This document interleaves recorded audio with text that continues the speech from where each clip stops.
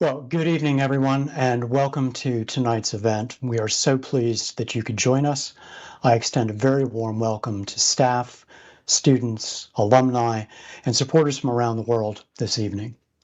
For those of you who don't know me, my name is Professor Russell Bentley, and I'm in the Department of Politics and International Relations here at the University of Southampton. The next hour will run as follows. For about 30 minutes, I'm going to be talking to Jon Sopel. I'll be asking him some questions and engaging him in conversation. We're then going to move on to some audience Q&A. If you'd like to put a question, please use the Q&A box, which is to the right-hand side of your screen. If your question is selected, I'll put your question to Jon, and we'll get an answer from him. And we'll try to get through as many questions as possible in the time that we have. However, right now, onto our main event. I'm very delighted to welcome back to the university Jon Sopel for one of our hugely popular In Conversation events. Jon has done a few of these, and it's delightful to have him back. You will know Jon from many walks of life. You have probably known him as a journalist, as a broadcaster, as an author. You might not have known him as a graduate of the University of Southampton, but he is one. He obtained his BSc in Politics and Sociology. Following his graduation from the university, he was the president of the Students' Union here at the university before moving on to a role at BBC Solent. So he was anchored to Southampton for a number of years. He went on to a distinguished career in both Paris for the BBC and as the BBC North America editor. We are honored that Jon is also a pro-chancellor of the University of Southampton. In 2020, Jon began presenting a BBC broadcast called Americast alongside Newsnight presenter Emily Maitlis. And the original podcast focused on the 2020 presidential election, and it became the most listened to podcast of any genre. In 2022, Jon and Emily launched a new podcast with LBC called The News Agents, which releases episodes every weekday afternoon. The podcast is hugely popular. It reached 100 million downloads in July 2024. Jon will be familiar to many of you as a best-selling author, and his latest book is Strangeland: How Britain Stopped Making Sense, which offers a very incisive examination of post-Brexit Britain and what it means for our future. That, alongside the return of Donald Trump to the Oval Office, is going to be the basis of our conversation tonight. So, Jon, welcome to you. We are so pleased that you could join us. Russell, thank you very much. And thank you to all of you who've given up a part of your evening to be with us. So I'm really looking forward to the conversation. Thanks, Jon. Let me begin with some scene setting, if I could. I've got kind of a three-part question just so you can give us the landscape. You left Britain for America, and you left America for Britain. Describe for us, if you will, the Britain that you left for America. What was it like when you boarded the plane and flew to the United States? And then what was the America like that you boarded the plane and left to come back to Britain? And what was Britain like when you returned? Wow, now you're testing my memory if I can remember the entire landscape, Jon. If I was a politician, what would happen now is I'd only answer the part of the question I fancied and ignore the rest of it. So I left Britain in 2014 to go to America. Barack Obama was the president. There was a pretty stable coalition with David Cameron as the prime minister and Nick Clegg as the deputy prime minister. I sort of had reflected that in my life that you know, for the first time I voted was as a student at Southampton University I think it was my first year at university. It was the 1979 general election when the Labour government got kicked out. Margaret Thatcher became Britain's first woman prime minister. And for the next 28 years, there were three prime ministers. There was Margaret Thatcher, there was John Major, and there was Tony Blair, stretching from 1997 to 1979 to 2008. I'll go back to what the America I left behind in a minute, but to this third part of your question first, which I'm taking them out of order, and I hope you'll forgive me for doing that. I then came back to Britain in 2022 from the US, and there were three prime ministers in 1 year. And I thought, well, that doesn't seem very normal. What on earth has happened to politics in our country And it was as though they had been set an exam question, the British people or British society, which is where the equation, the mathematical equation, had a wrong digit in it, and so there was no solution. Mm. And the equation was Brexit, where it seemed that whatever was happening, no one could quite make it work, despite all the easy promises of oven-ready deals, and this was going to be so easy, and there was no problem at all. Brexit was simple, and it was going to be only upside for the UK.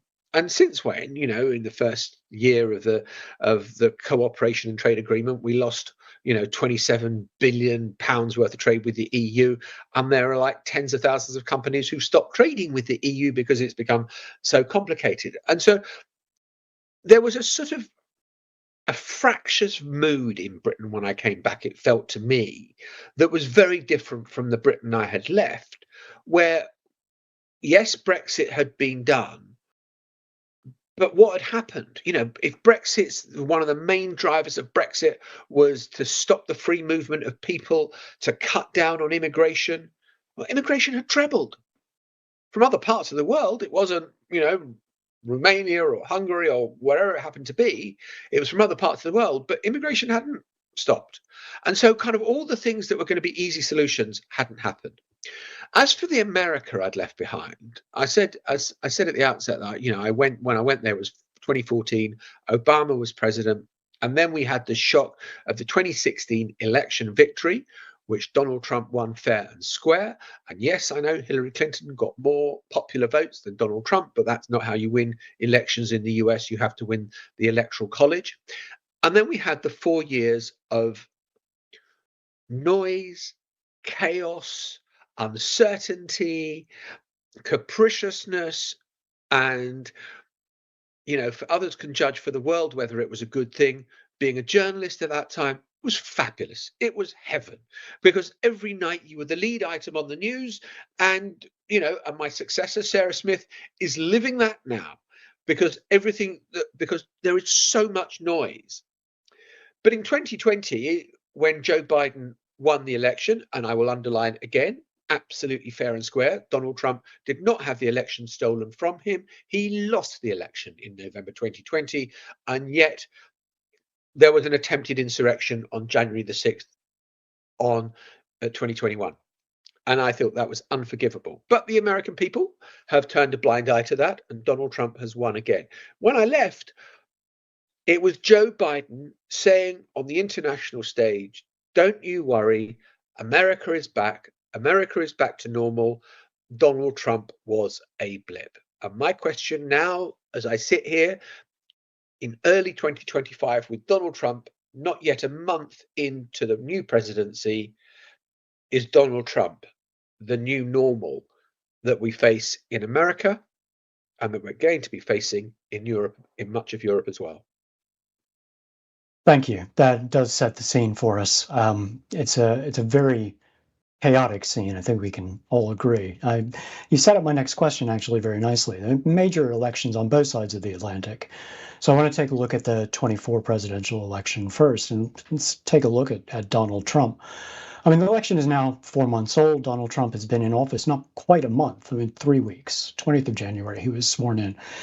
I suppose the question to ask really is about the state of American democracy. How would you describe what is going on with American democracy? And you kind of alluded to this, and you said this doesn't seem to be a blip. This might be the new normal. So what does the new normal look like if that's what we're seeing? So, look, it was a chaotic, extraordinary run up to an election with, every kind of attempted assassination attempt, Joe Biden in the CNN debate, which was an absolute catastrophe, Yes. the Democratic Party pulling the plug on him, telling him he had to go. Reluctantly, Biden accepts that he's not fit to run for office, although he's never quite fully accepted it. And then it becomes Trump versus Harris. There are attempted assassinations. It was just it was dizzying, all that happened. It would be, to say, "Oh my God, I'm so shocked and clutch my pearls now at what Donald Trump is doing," would be entirely disingenuous. Donald Trump said what he was going to do. He said that I mean, he said he would be a dictator on day one. He doesn't need to be a dictator. Everyone is surrendering before him. And Donald Trump is doing what a lot of the American people wanted him to do. He's taking a flamethrower to much of government. The USAID budget, the kind of US International Development Department, which does amazing work around the world, that is being torched as we speak, and Elon Musk is going in there and kind of ripping it up, and he's going to go on to the education department next, and then he'll be on to the Pentagon, and who knows where after that. But that is what the American people wanted. If you listen to the American people, they said they wanted to drain the swamp, and they believe, and there are historical big differences between British attitudes towards government, which, if I'm to glibly sum it up in one sentence, I would say, in Britain, we say, what is the government going to do about it? In America, they say, what has it got to do with the government? So you start from a different viewpoint. But I think that two things can be true simultaneously. What Donald Trump is doing now, in a lot of ways, is riding a coach and horses through the democratic structures of America. And if you know the basics of the US constitutional theory, which is you have three co-equal branches of government, the judiciary, the legislature, and the executive, Donald Trump is rewriting that. He's saying, no. I'm not equal with the judiciary. I'm not equal with the legislature. I'm the boss.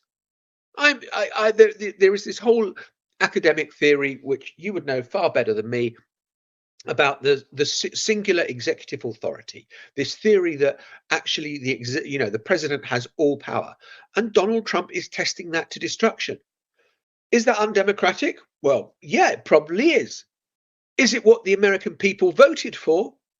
Yeah, it probably is. So both things can be true at once, that the endangerment to democracy has the consent of an awful lot of the American people. And the latest approval ratings from CBS television that came out at the weekend show Donald Trump's approval ratings have never been so high. That's an extraordinary outcome for someone who is taking a sledgehammer to so much that government does. So it sounds like what you're saying is we're seeing democracy in action. This is what people voted for. They got what they wanted.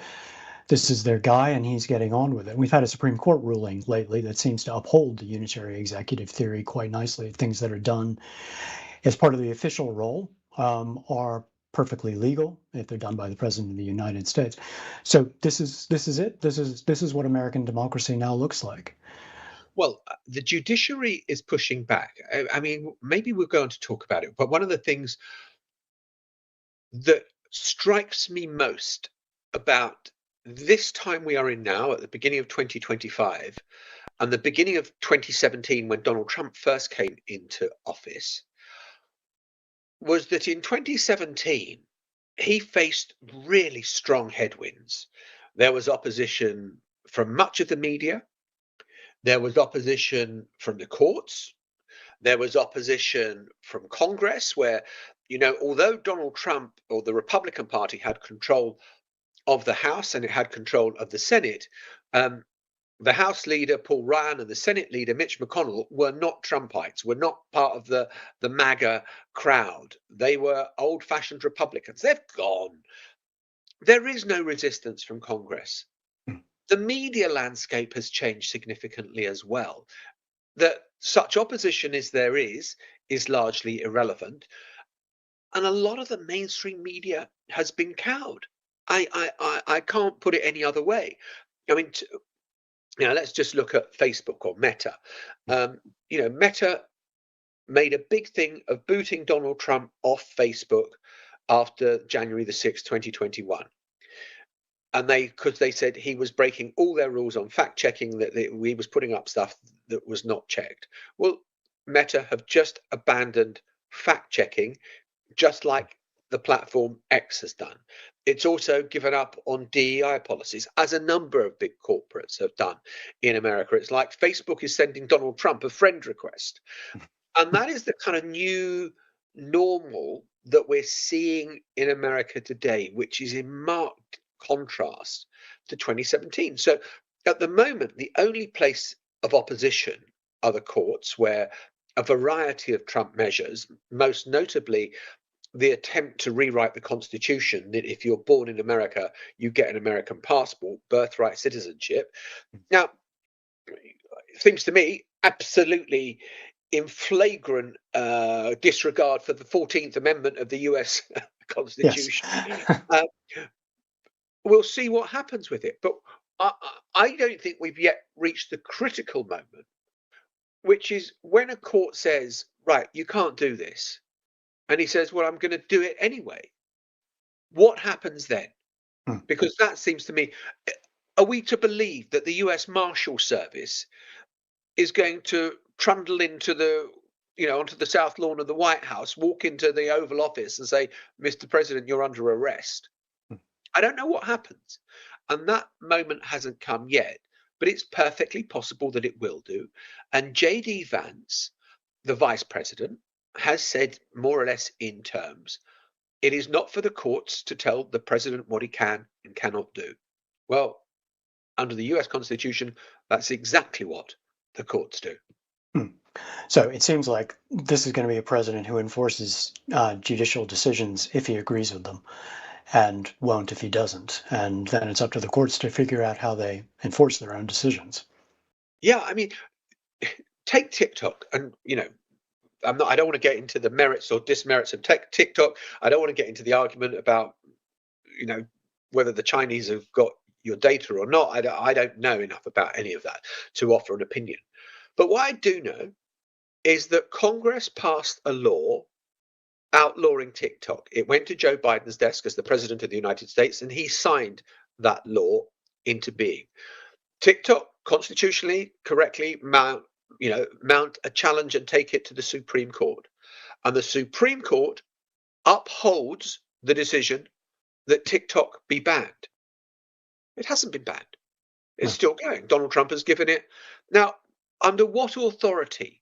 It has gone to the highest court in the land, the Supreme Court, and the Supreme Court has ruled about the legality of it. And we can get into the tedious bits about, does a foreign entity have First Amendment protections of free speech? Yeah. The Supreme Court thought no. But how extraordinary. Yes. That you have got something like that happening, and Donald Trump saying, "Yeah, well, I know Congress voted for it, and I know that it was upheld by the Supreme Court, by the judiciary, but I'm going to ignore it for the time being." Right. It is a very strange relationship between the three branches of government in the United States at the moment. There is, of course, the fourth branch, which is the media. And you mentioned this. You said something about how they seem to be cozying up to Trump the way they didn't during his first term in office. What do you think is going on? It seems to be across the political spectrum in the media, wanting to be warm and friendly with Donald Trump. What are we seeing? Well, let me give just. I'm going to rattle off some quick examples, but for example, the most critical breakfast show in the US of Donald Trump's first presidency, and they were scabrous about what he was like as the president, was a program called Morning Joe on MSNBC. And the two presenters of it, Mika Brzezinski and Joe Scarborough, a couple of weeks ago, went down to Mar-a-Lago to make up with Donald Trump. ABC News has paid Donald Trump $17 million over something that one of their breakfast presenters said on TV. Now, people were astonished by this because they said, well, hang on. I mean, George Stephanopoulos may have got something wrong, but he had First Amendment protection and he believed it to be right, and therefore arguable whether he needed to say that or not. The Washington Post one, there's a classic. The Washington Post decided before the election that it wasn't going to endorse any candidate. Well, fair enough. It wouldn't, frankly, does anyone think that the Washington Post saying vote Kamala Harris was going to sway millions of Americans, that it was going to have no impact? But they took the view that better not to upset Donald Trump. And so they said, we're not going to endorse. Washington Post is owned by Jeff Bezos. Jeff Bezos has a space company. On the day it was announced that the Washington Post wasn't going to endorse, the executives from Jeff Bezos's space company went and had a meeting with who? Yes, you've guessed it, Donald Trump at at some show or some exhibition or somewhere where Donald Trump was. I think it was Donald Trump was doing a rally in Texas. The chief executive of the Jeff Bezos space company met him there. Now, you might think that was pure coincidence, or you might say that these big companies like Amazon, and Jeff Bezos, where was he on Inauguration Day? Oh, he was sitting behind Donald Trump. Where was Meta? Oh, sitting behind Donald Trump. All these people. Let me give you a glib soundbite. In 2017, people were taking the knee. In 2025, they're bending the knee. That's a good way of putting it. It's extraordinary, the transformation that we've seen. Obviously some critical reporting, but nary an aggressive word directed at Donald Trump. I think one of the more, I don't want to say one of the strangest figures, but one of the strangest things to see around Donald Trump is the continuous presence of Elon Musk. And you mentioned him earlier. He's become a very prominent figure of this administration and is doing some very extraordinary things with what appears to be a free hand. What's going on there? And how is this playing out? Or what game book are they using that Elon Musk is in charge of so much and is making so many decisions? Well, I think they've calculated that Elon Musk gave the Trump campaign something like $280 million in the run up to November. All I would say is probably the best investment that Elon Musk has ever made, because the power that has been given to him since then is something to behold. Now, he's been put in charge of this Doge department, Department of Government Efficiency, except it's not a government department. It's just, freewheeling Elon Musk and some of his kind of, tech guys going into a government department, USAID, locking staff out of their computers and deciding where to slash billions and billions of dollars. And Elon Musk is able to do that. And because it's not a government department, it doesn't report into any of the committees of the House or the Senate. And because Elon Musk is not in the Donald Trump cabinet, these are kind of it sounds like boring technical points, but quite important. Because Elon Musk isn't a member of the cabinet, there are no confirmation hearings for him. So the senators have not had a chance to say to him, well, hang on a minute. Well, what about this and what about that? And last Friday, let's remember that Elon Musk owns SpaceX, which is awarded billions of dollars in contracts from the government and from the Pentagon. Elon Musk is going to the US Treasury and seeing who else is getting government contracts. And so the White House press secretary was asked last week, well, how do you police any conflicts of interests between what Musk is doing in Doge and what his own business interests are? Who polices that? And the answer came back from the White House, well, Elon Musk polices his own personal interests. And you think, well, nice work if you can get it. You're not accountable to anybody. And it's not just that Musk is flexing his muscles and becoming the most powerful non-elected person in the United States. I mean, some might say he's even more powerful than Donald Trump. And, if there's one thing that is going to bust up the relationship between Donald Trump and Elon Musk, it's Donald Trump feeling his nose is being put out of joint by Elon Musk absorbing too much of the sunlight from the Sun King. So I kind of think that is something to watch. And I've just got to add as an aside, the most spectacular, and if you haven't seen the pictures of it, you must look it up on YouTube. But when Musk was in the Oval Office with Trump is sitting behind the Resolute desk. Musk is trying to explain this or that bit of Doge policy. He's got his toddler on his shoulders at the time that he's doing it, and the toddler's trying to push Musk's black MAGA cap over his face. And it's just, you think, oh my God, this is all mad. And it's all surreal. And then there's a later bit where the kid, X, like the social media platform, but the kid's name is X, Yeah. is looking at Trump and apparently saying to him, "You're not the president. You need to go away." Hmm. Now, I wonder who put that thought into his head. Yes. It's Yeah. just, these are extraordinary times. But Musk is flexing his muscles in Europe as well. The detail of the tweets that he's putting out, posts about the Starmer government, about, after the riots, Britain is heading for civil war, all Hmm. the rest of it. He's giving a platform to Alternative for Deutschland. We're Yeah. days away from the German elections. He's interfering in Irish politics. He's interfering.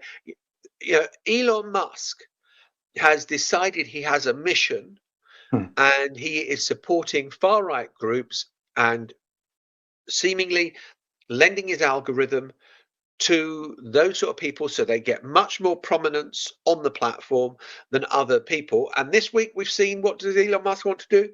He wants to buy OpenAI, Chat Yeah. GPT. Yeah. This man wants, it seems, an awful lot of power in a way that no individual, I would say, in human history has had power in the way that Musk seems to be accruing it. And people laughed out loud when he said he wanted to buy Twitter, as it was. And lo and behold, he now owns what was Twitter and has renamed it X. I think if this man says he's going to acquire something, at the very least, you give him the benefit of the doubt. But the idea of a Department of Government efficiency, I mean, this is something out of political sitcoms, isn't it? Um, Of but course. it is extraordinary what we're seeing. And they're slashing budgets without looking to see what's happening, what it's going to cost, what the effect is going to be. And they seem to be doing that with other things as well, particularly trade policy. I mean, Trump he did what he said he was going to do. He's imposed a lot of tariffs where he said he was going to oppose them. And the consensus for decades has been that trade wars are absolutely disastrous for everyone, even if there are momentary gains. But what's going on there, and why is this so popular when it seems not to be an economically effective way of fixing the U.S. economy? Well, eh, let's see what happens with the tariffs. I mean, I know Donald Trump has said there is no more beautiful word in the dictionary than tariffs. And you think, really? I can think of a few words that are probably nicer than tariffs. But anyway, let's not argue about the semantics and the semiology of any of that. Let us just argue about what happened with tariffs. He imposed them on Canada and Mexico. And then he said he got these extraordinary concessions from the Mexicans and from the Canadians, that they had surrendered, they'd waved a white flag, they'd rolled over, and therefore he wasn't going to impose the sanctions, the tariffs. And it was got reported very widely that this shows, Trump, tough guy, gets his way. Or was it? I'm just giving you this as an alternative viewpoint. Or was it that the stock market, something that Trump cares deeply about, opened down massively on the back of on the back of his announcement about imposing the 25% tariffs, that Trump took fright Hmm. and then sort of, played up the concessions that had been given.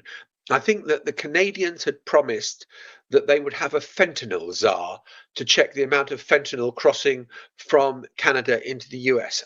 Hmm. Actually, if you look at the numbers, it's hardly any fentanyl is getting in from Canada, and there's hardly any illegal immigration from Canada. Yes, there is a problem at the southern border, but Mexico had already agreed to send 10,000 troops to the border to make it safer. So there was no big new concession from the Mexicans either. And I think that Donald Trump likes the idea of it.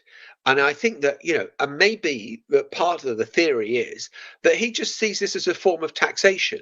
That Hmm. if you are raising money through tariffs, then you don't need to raise as much from income tax, and you can give bigger tax breaks to, the poor, or maybe to his billionaire buddies. Maybe. Yes. Well, the declaration that he'd like to see Canada become the 51st state. Um, There seems to be an appetite for territorial expansion in this Trump administration, between Canada as the 51st state and Greenland and the Panama Canal, and of course Gaza is going to become the Riviera of the Middle East. These are extraordinary statements that at our peril we ignore. But I don't know what your take on that is. So I think a mistake that a lot of people have made, and maybe I'm guilty of as well, is to think that Donald Trump 2.0 is about America first, is about isolationism, is about pulling up the drawbridge, is about, the rest of the world can go to hell. I'm just concerned about what's happening in America. Actually, it has been expansive and assertive, as you say. Greenland, the idea that there was a discussion about whether NATO forces needed to be sent to Greenland to protect it from an American invasion just is beyond, fathomable. The ideas on Gaza, who it seemed to have been an idea that was dreamt up by his son-in-law, Jared Kushner, hadn't been discussed with anybody. Let's be generous and say maybe it hadn't been thought through as well as it might have been, and he hadn't done quite enough to bring. Yes, perhaps the communication wasn't right. Yeah, perhaps the communication wasn't right. It hadn't got the relevant stakeholders on board.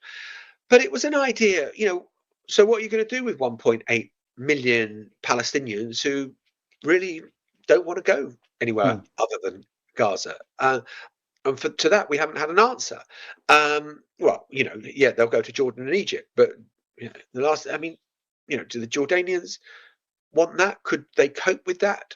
Could it destabilize even further a country that is kind of already quite fragile? Do the Egyptians want that? So, Donald Trump is saying this stuff, and you think, I sometimes think we get Donald Trump wrong in taking him too literally.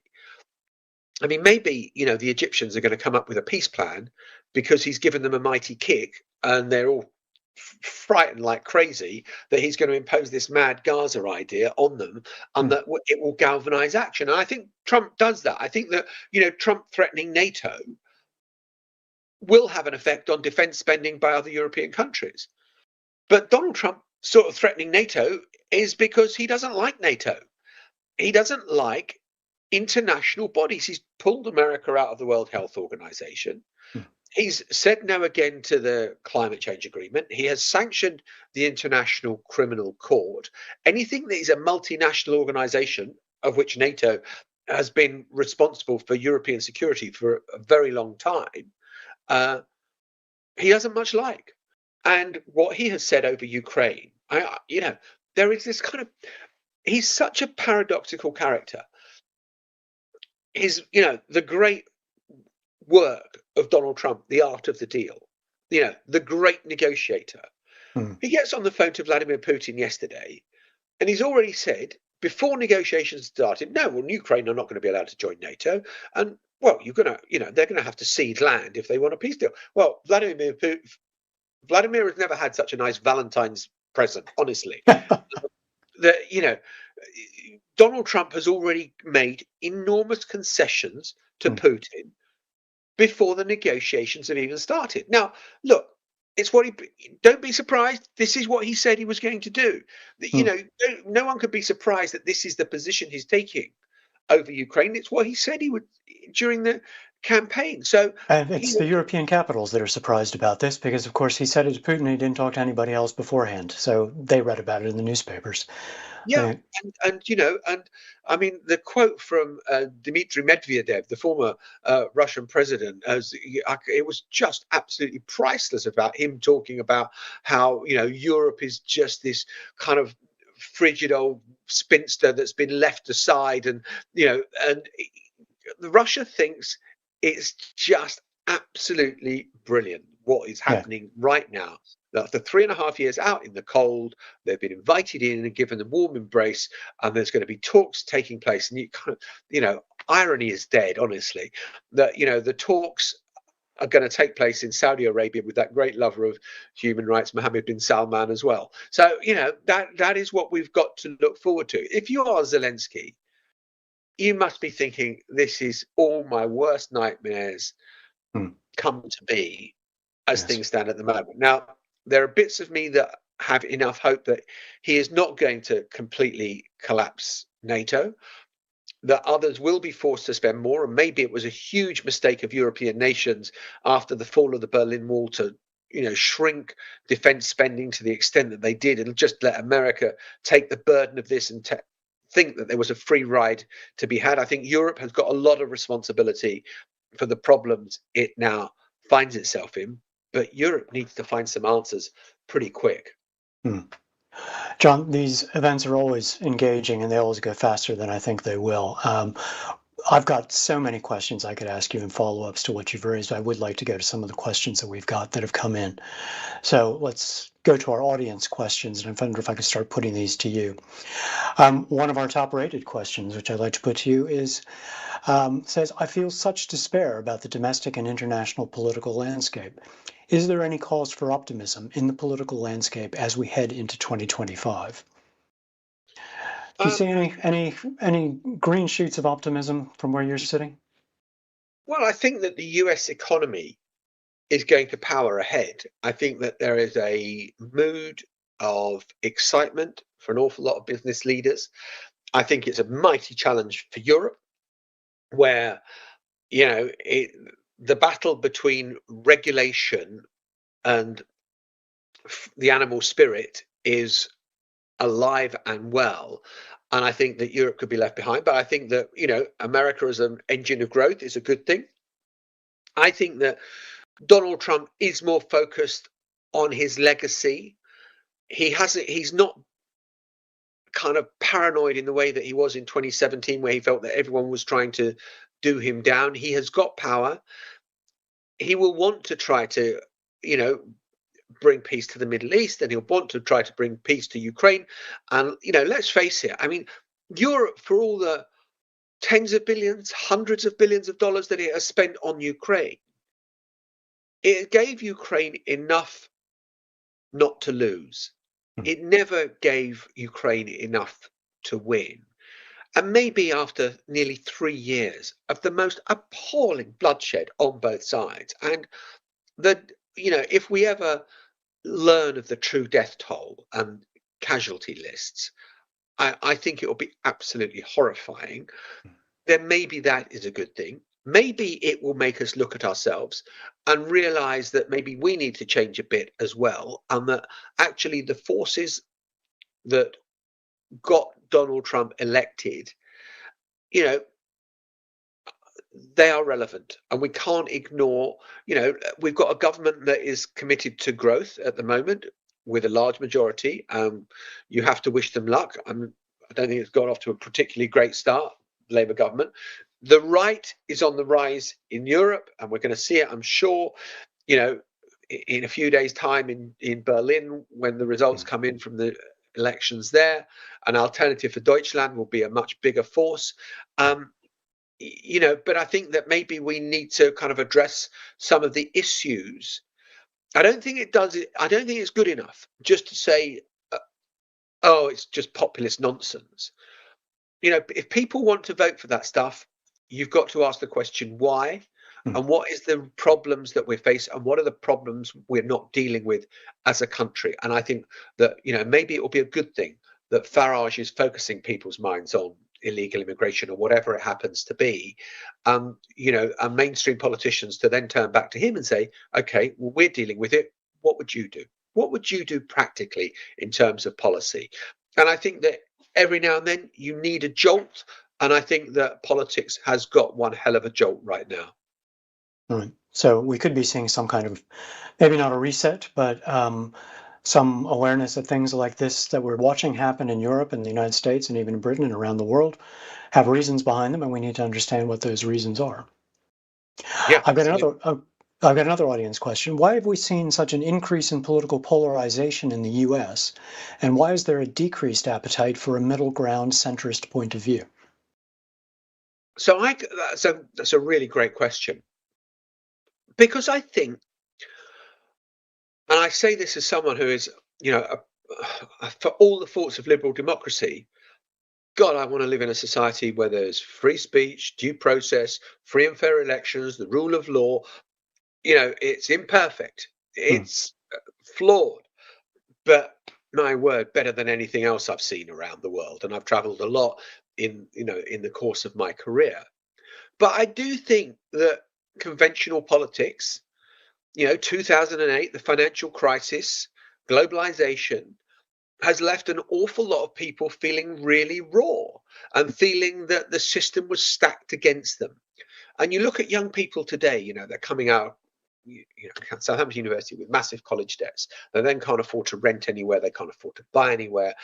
And they're feeling that kind of, actually, I've got this degree and I've got all this going for me.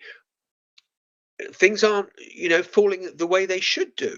And I think there is a feeling of dissatisfaction I've got a dog that's irritatingly annoying and barking in the background, so I hope he's not causing too much disruption.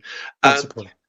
uh, and uh, and I just think that there are an awful lot of people who feel that the mainstream political process, the mainstream parties, whether it be Labour or Conservative or Democrat, Republican, are not doing that well, and people are looking for more, you know, going to kind of the edges to look for answers. And okay, the UK election on one level in July was a reassertion of ordinary politics. Labour come in with a 170 seat majority, but that it was a pretty loveless landslide that Hmm. Labour won, and and it's shallow. I mean, look, they're safe for the next 4 years, but you know, Reform got 4 million votes Yes. in the election in July, That and only not five a seats. trivial outcome. Yeah. Not a trivial outcome.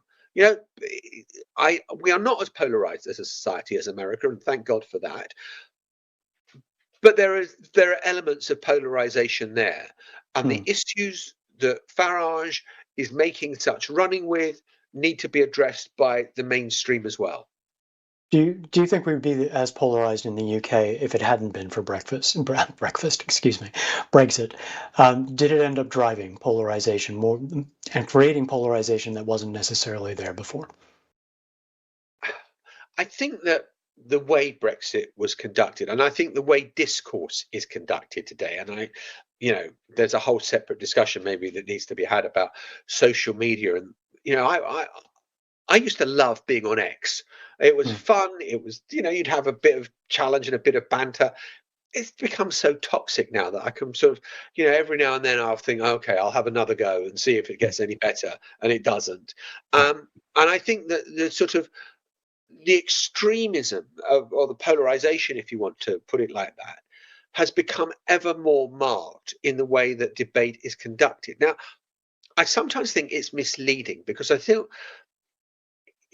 look, we had the riots in the UK last summer after the terrible, appalling murders of those three girls in Southport. Hmm.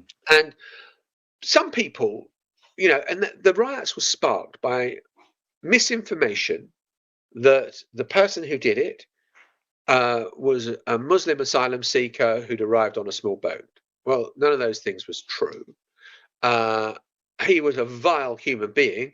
If there's such an idea of evil, I think he probably fits that category, that he would do something as heinous as that. But the original reasons for doing it were not there, yet on social media, in a land of misinformation, of people believing that what they want to believe.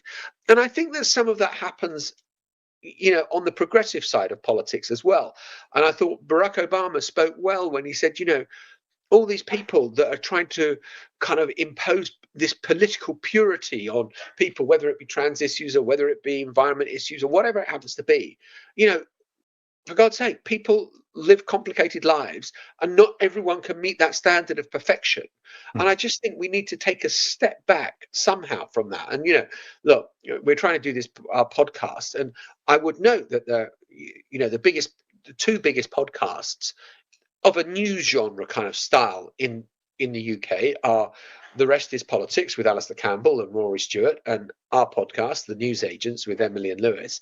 And I would say we're pretty close to the centre ground of politics. We're Hmm. not on the polarized edges of politics. And I'm all for taking the kind of the falsehood and misinformation and disinformation that is out there and challenging it, so that people come away with a better sense of where we are as a society. Because was the real face of Britain, my question to all of us, was the real face of Britain the rioters, the people who tried to burn down the hostel housing the asylum seekers, or was the real face of Britain the people who came out the next day with their brooms and their brushes to clear up and rebuild reglaze the windows of the mosque which had had its windows smashed in?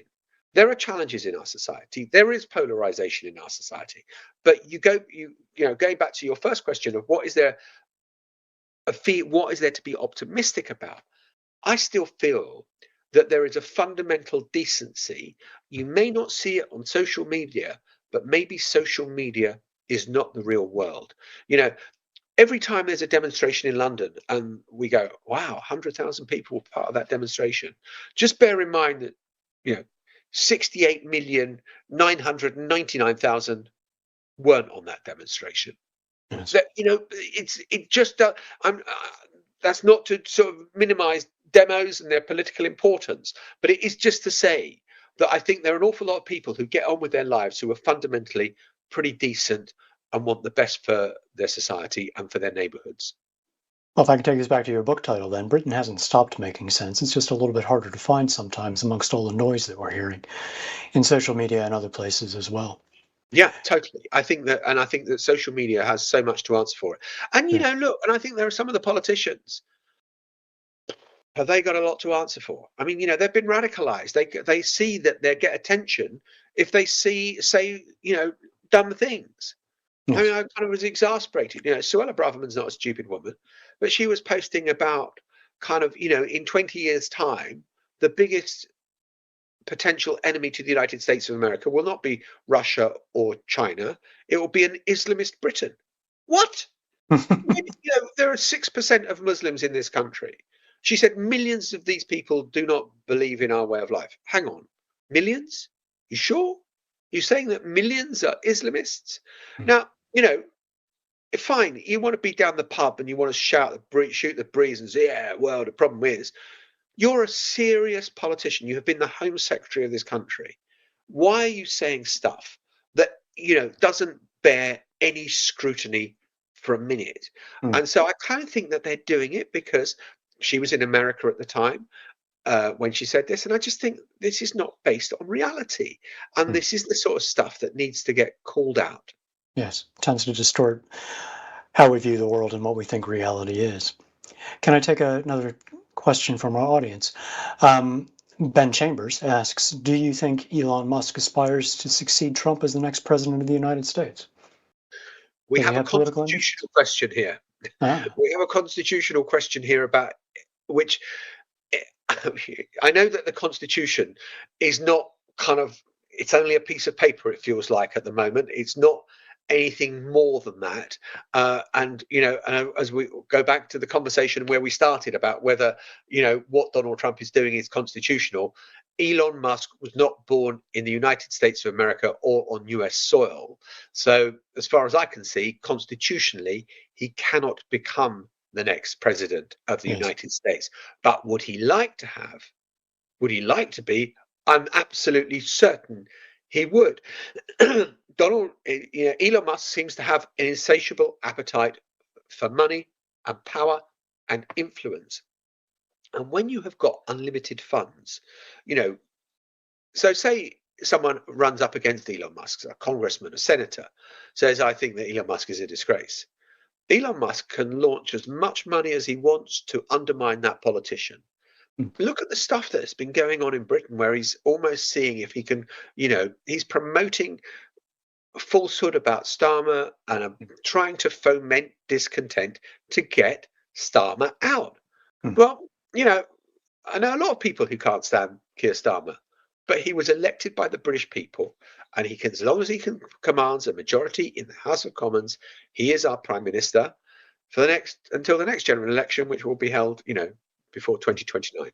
Yes, I believe the Constitution makes it a natural-born citizen of the United States. which would complicate it. I remember discussions about Arnold Schwarzenegger running for president once, and of course he couldn't. It would have been unconstitutional. From Guy Blythman, we have a question. Should Europe and the UK regard themselves as being alone in facing Russian aggression, both militarily and in cyberspace, and what should be done about it? Europe and UK alone facing Russian aggression? Well, I mean, look, I was talking about the casualty figures in Ukraine, and there are some estimates that Russia has had lost and had seriously injured over 1 million servicemen so far in the 2.5 years. The size of the British Army, the whole size of the British Army, is about 75,000.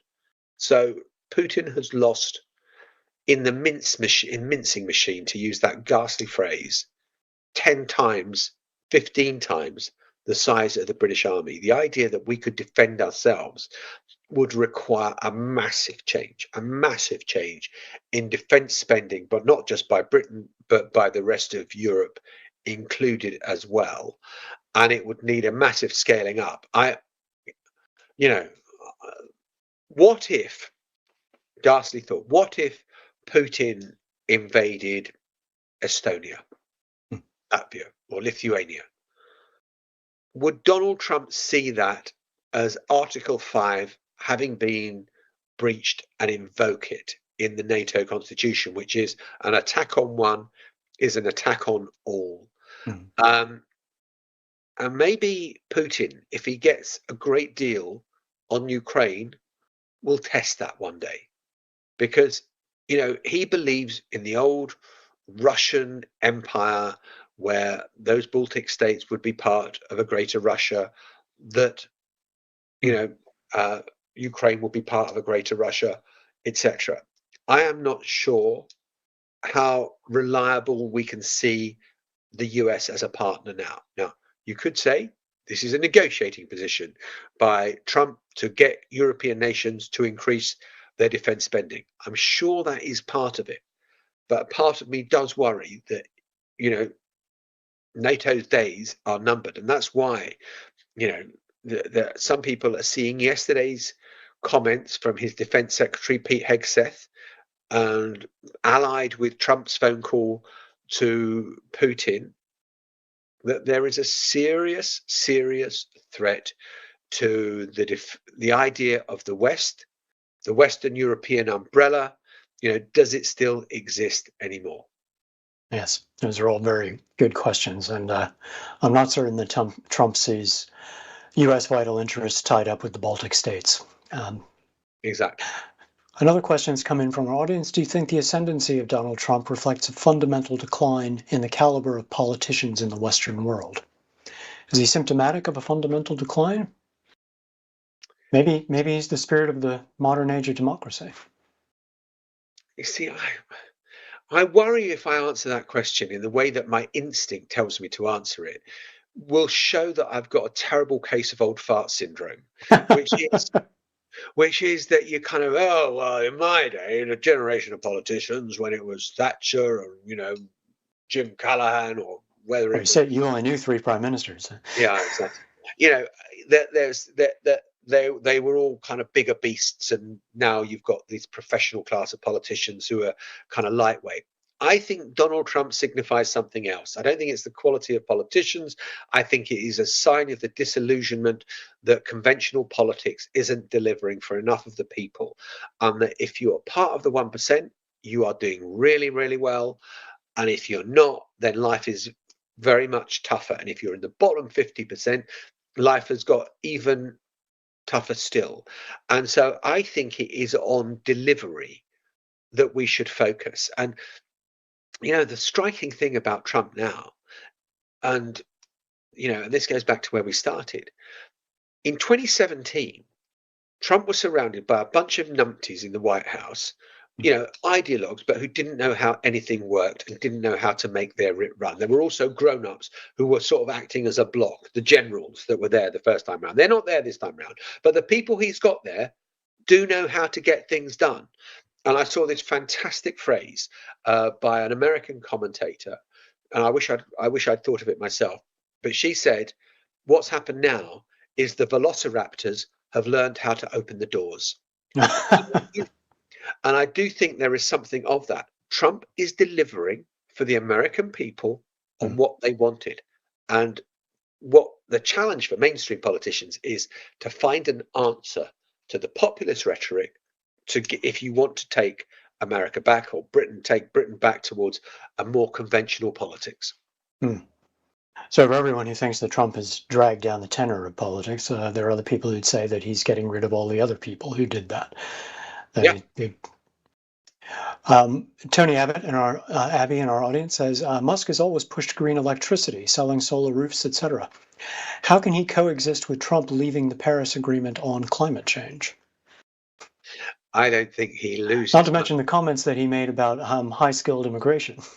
Yeah, well, I mean, there are interesting fissures in MAGA world, and immigration is one of them, environment is one of them, but I don't think that Musk is going to lose much sleep over it, because Musk has identified that the greater glory of Elon Musk for the moment is best served by being yoked to Donald Trump. And if Donald Trump is he's getting rid of the EV mandate, well, of course, a big part of Musk's business is Tesla cars. He wants to, Trump loves gas guzzling cars. It doesn't see why everyone should be going over to electric cars. So there are bits where Musk and Trump are not aligned, and on immigration as well, they are not aligned. The pure MAGA view is of the real populists is, why are we letting all these foreigners into the country? Musk's view is, you're not going to make America great again without the H-1B visa, which allows highly skilled foreigners to come into America. And so he said, if you want the best software engineers, you're going to have people from abroad. And there is a real debate there going on in MAGA land over that issue. I'm going to take one more brief question, John, and then we're going to wrap up. How should the BBC News Service prepare to be strong and robust over the next 4 years of public service bashing that is coming its way? Public service bashing is part of the furniture, has always been there, and I don't think there is anything new. I think there are other challenges, which is that conventional linear news on the 10 o'clock news, which I used to be on nearly every night when I was outside the White House, or the Today program, they're still got a huge audience, but the audience is skewing older and older and older. And how does it engage young people as well for all the bashing that is coming? And I think that conventional definitions of impartiality, of on the one hand, on the other, only time will tell, Jon Sopel, BBC News, Washington, is not good enough. And I think there are times when you have to be pretty robust. And you know what? You might get criticism from the Daily Mail and the Daily Telegraph, but I'll tell you something else. You'd get that anyway, whatever you did. So you've got to be tough, and you've got to kind of look at how you are engaging the widest possible audience. And I think the BBC, having worked there for 38 years, is one of the most important cultural institutions in this country and gives us enormous soft power. I wish it luck. Thank you, John. And I think we need to end on that note. And I would like to say thank you very much for your time tonight. We've had a very large audience, and I hope and I'm sure they did enjoy hearing you and your views. We're very grateful that you've taken your time, and we know how busy your schedule is, and we really appreciate your support of the University of Southampton as well. To our audience, in a moment, you're going to see a short poll on your screen, and we'd ask you to complete the poll that will appear. It won't take more than 2 minutes for you to do so. And for any of you who want to watch this later on or again, or share it with anyone else, footage is going to be released later on, and you will have access to that, and you'll get a message to that effect.